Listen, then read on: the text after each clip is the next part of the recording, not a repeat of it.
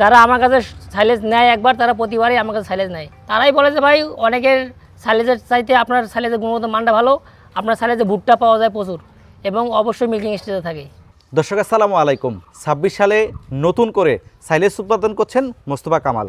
কিভাবে সাইলেজটা তৈরি করছেন, আপনারা কিভাবে ক্রয় করতে পারবেন, এই সাইলেজ খাওয়াইলে আপনার খামারে কী কী উপকার হবে, সার্বিক বিষয়ে জানানোর চেষ্টা করব। তাই যারা ভিডিওটি শুরু করেছেন শেষ পর্যন্ত দেখলে আমরা স্ক্রিনে নাম্বার দিয়ে দিব, মোস্তফার নাম্বার নিয়ে ওনার সাথে যোগাযোগ করে এই সাইলেজ ক্রয় করতে পারবেন, সাইলেজ সম্পর্কে আরও বিস্তারিত জানতে পারবেন।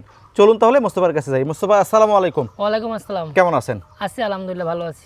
এই যে সাইলেজ শপিং করতেছেন, এবার আসলে কতগুলো সাইলেজ তৈরি করার নির্ধারণ করছেন? 130 বিঘা জমির সাইলেজ তৈরি করার নির্ধারিত করছে আর কি। 130 বিঘা। জি। অনেকেই তো অনেকভাবে সাইলেজ তৈরি করে, আপনি কিভাবে সাইলেজটা তৈরি করতেছেন? আসলে আমরা সাইলেজ তো যারা বড় বড় ব্যবসা করে, বড় বড় প্রজেক্ট সাইলেজে, তারা তো বিভিন্নভাবে সাইলেজ তৈরি করে, কিন্তু আমার সাইলেজের তৈরিটা একবারে সবার সাথে ভিন্ন। কারণ আমি সবগুলো ভুট্টা গাছ বাইসা নেই এবং যেগুলো মিল্কিং স্টেজে আছে 95 থেকে 90 দিনের ভুট্টা গাছটা আমরা ক্রয় করি। যেটা মিল্কিং স্টেজ আছে এইটা এই ভুট্টাটা হইলে আপনার সাইলেজের মান, গুণগত মান ঠিক থাকে এবং এটা পুষ্টিগুণটা অনেক বেশি থাকে। বাজারে অনেকেই সাইলেজ বিক্রি করতেছে, এত মানুষের ভিড়ে সবার সাইলেজ বাদ দিয়ে আপনারটা কিনবে কেন? আপনারটা এক্সপেন্সিভ কি আছে? আসলে আমি তো আজকে নতুন করে সাইলেজের ব্যবসা করি না। আমার গরুর খামার আছে, আপনার চ্যানেলে আমার অনেক ভিডিও আছে, গরুর খামারের কাটা খড়ের আছে, ভুট্টার সাইলেজ, এবার আবার ঘাসের কাটিং, আমার অনেক ভিডিও আছে।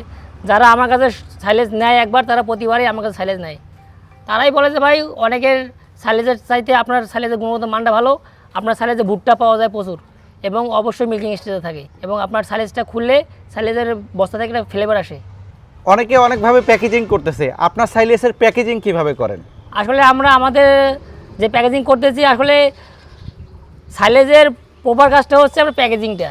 যতই ভালো গাছ কেনেন, মিল্কিং স্টেজে কেনেন, কাটেন, শপিং করেন, যদি আপনি প্রসেসিং করতে না পারলে আপনার সাইলেজের গুণগত মান ঠিক হবে না।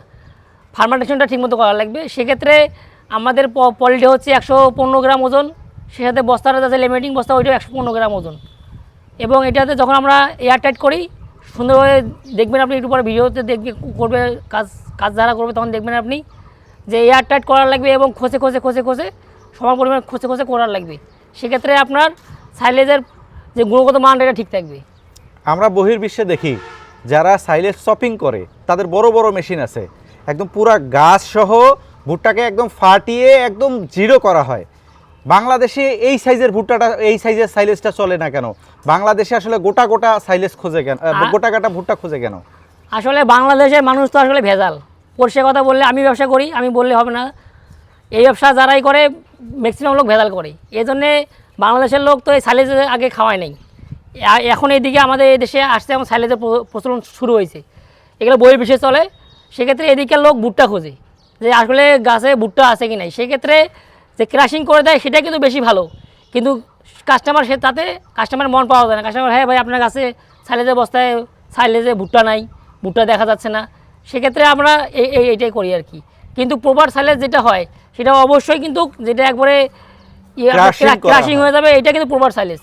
কিন্তু আমি ওই মেশিনটা কিনতে পারি নাই, এবছর না পরে হয়তো বা সামনের বছর আমি ওই মেশিনটা কিনবো আর কি। কিন্তু অনেকের প্রতিবেদন করছি যারা আসলে বড় বড় মেশিন কিনছে, ভুট্টার গাছ, ভুট্টার পাতা, ভুট্টার দানা একদম ক্রাশিং করে একদম মিক্সড করা হয়েছে, তাদের সাইলেজ তো বিক্রি হয় না। কিন্তু ওখানে ঝামেলা আছে।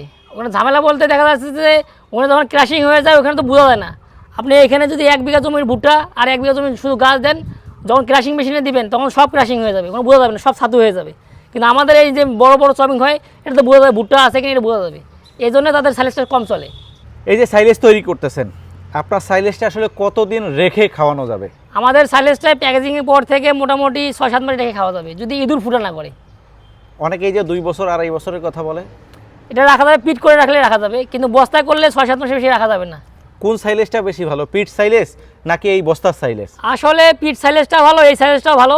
আমরা বর্তমানে রানিং যে সেল করতেছি আর বস্তা করতেছি, আর ভবিষ্যৎ যারা আমরা রাখবো, যে আগামীতে যে স্টক করার জন্য রাখবো, বর্ষাকালে যখন খামারির হাতে যখন ব্যাকআপ দেওয়ার জন্য আর কি, যখন বর্ষাকাল সব ডুবে যাবে তখন তো ঘাস লতা পাতা থাকবে না, সেই সময় আমরা ব্যাকআপ দেওয়ার জন্য সে সময় পিট করবো। এই সাইলেজটা দীর্ঘদিন রাখলে পোকা বা ফাঙ্গাসের সমস্যা হবে কিনা? না, আসলে পোকা ফাঙ্গাসের কথা আমি আগেই বললাম, এটা আপনার এয়ার টাইট করে রাখলে মানে সবচেয়ে বড় কথা, বাইরের পাতার ভিতরে ঢুকবে না, ভিতরের পাতার বাইরে হবে না, তাহলে পোকা হবে না। এবং অবশ্যই পলিথিনটা আর বস্তাটা মোটা দেওয়ার লাগবে। এখন যে এটা শপিং করলেন, জি, এখন মনে করেন 2 বস্তা আমি বাসায় নিয়ে যেয়ে খাওয়াবো, এটা কি সাথে সাথে খাওয়ানো যাবে? এটাই এখন খাওয়ানো যাবে, কিন্তু বস্তাবন্দি করার পর আপনার 21 দিন পর খাওয়াইতে হবে। তার আগে খাওয়ানো যাবে না, না? তার আগে খাওয়ানো যাবে, কিন্তু খাওয়ালে গ্যাস হবে গরুর। সেক্ষেত্রে আসলে 21 দিন পরেই খাওয়াইতে হবে না জি, 21 একটু দিন বের করে রাখার পরে খাওয়াইলে 21 দিন পরে খাওয়ানোটাই ভালো। আর যারা এখন নিতে চায়, আমাদের আরও বস্তা করা আছে, আগে করা আছে, ওগুলো দেবো আমরা। আমরা তো এটা যে আজকে কাটতেছি, এটা তো আজকে কাস্টমারের হাতে, খামারের আগে হাতে তুলে দেবো না। এটা আমি 21 দিন ফার্মেন্টেশন করার পর তারপর আমি সেল করবো আর কি। কয়টা গোডাউনের মধ্যে রাখছেন? আমার বর্তমান 2টা গোডাউনে আছে, আমার একটা গোডাউন রেডি হচ্ছে, 3টা গোডাউনে রাখবো। এই বছর আসলে এই সাইলেসের দাম নির্ধারণ করছেন কিনা?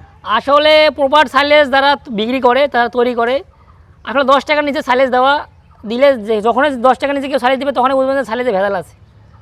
কারণ এই যে মনে করেন পরিপক্ক যে ভুট্টা, এটা মিল্কিং এসেছে, একটা ভুট্টা কিনে আইনা শপিং করার পর 10 টাকার নিচে একটা পলিথিন নিয়ে একটা বস্তা চলে যায়, মোটামুটি 55 টাকা চলে যায়, ওইখানে তো 55 টাকা চলে যায়। এবং ভুট্টা আমরা এখন কিনে নিতেছি জমি থেকে, এইটা মোটামুটি 20 থেকে 22 হাজার টাকা বিঘা কেনা লাগতেছে। ফিক ক্যারিং করে দিয়ে আইনা 7,000 টাকায় ভুট্টা সাইলেজ যারা দিচ্ছে, তারা সাইলেজ দিচ্ছে না, সাইলেজের নামে ঘাস দিচ্ছে। আচ্ছা, ভিডিওটা বড় করব না, সাইলেজ সম্পর্কে অনেকেই জানে, অনেক খামারেই আসলে এই ভিডিওগুলো দেখতে দেখতে অভিজ্ঞ হয়ে গেছে, অনেকেই আপনার সাথে যোগাযোগ করতে চাইবে। আপনি নাম সহ ঠিকানাটা বলবেন। আমার নাম হচ্ছে মোহাম্মদ মোস্তফা কামাল। আমার বাড়ি হচ্ছে রংপুর বিভাগের পরে জেলা নীলফামারী জেলার পলাশবাড়ি ইউনিয়নের পলাশবাড়ি ডিগ্রি কলেজের পাশে আমার বাড়ি। আর আমার প্রজেক্টটা হচ্ছে পলাশবাড়ি সুগান ডিগ্রির মোড়ে, এখানে আমার প্রজেক্টটা। আচ্ছা মোস্তফা, ধন্যবাদ। দর্শক, এতক্ষণ আমরা মোস্তফার কাছ থেকে এই সাইলেজ সম্পর্কে একটু ধারণা নেওয়ার চেষ্টা করছি। যারা দীর্ঘদিন থেকে খামার করেন তাদের সাইলেজ সম্পর্কে অনেক ধারণা রয়েছে, তাই ওইদিকে আমরা গেলাম না। যারা মোস্তফার কাছ থেকে সাইলেজ ক্রয় করতে চান, মোস্তফা যে ঠিকানা দিল সেই ঠিকানায় এসে দেখে শুনে সাইলেজ ক্রয় করতে পারবেন। আর যদি মনে করেন যে না, আমি যেতে পারছি না, ওনার সাথে ফোনে যোগাযোগ করব, সেক্ষেত্রে ওনার নাম্বার আমরা স্ক্রিনে দেখাচ্ছি, নাম্বার নিয়ে ওনার সাথে যোগাযোগ করে আলাপ আলোচনা করে এই সাইলেজগুলো ক্রয় করতে পারবেন। তো এরকম ইনফরমেটিভ ভিডিও নিয়মিত পেতে চাইলে এখনই পেজটি ফলো করুন। আর যারা চ্যানেল দেখছেন, চ্যানেলটি সাবস্ক্রাইব করে রাখলে নিয়মিত আমরা এরকম চমৎকার জিনিস দেখানোর চেষ্টা করি, পাশাপাশি এরকম অভিজ্ঞ মানুষদের অভিজ্ঞতা শেয়ার করার চেষ্টা করি। তো আজকের মতো বিদায় নিচ্ছি। মোস্তফা, আপনাকে অসংখ্য ধন্যবাদ। আপনাকে অনেক অনেক ধন্যবাদ।